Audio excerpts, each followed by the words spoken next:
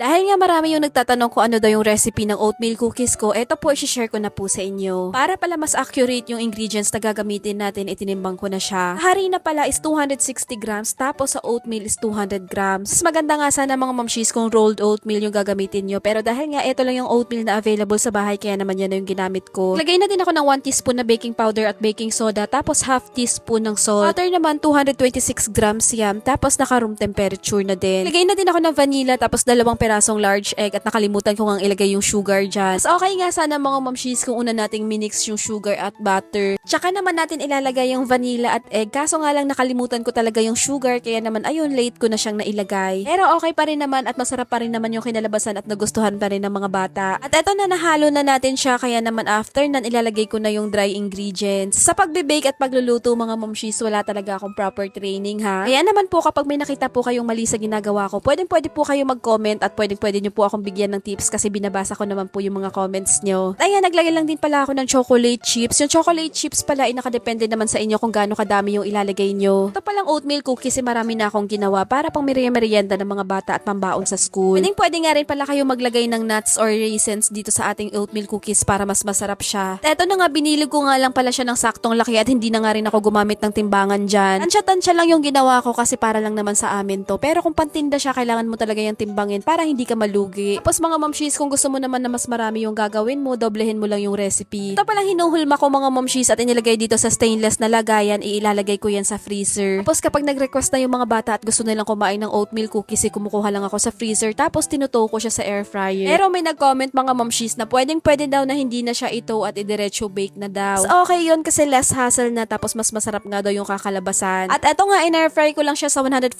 Celsius, tapos sa time naman is 15 minutes. Sa oven mo naman siya balak lutuin, yung temp niya is 175 Celsius, tapos sa time is 15 minutes din. At ayan, luto na yung cookies at ready na yung merienda ng mga bulinggit.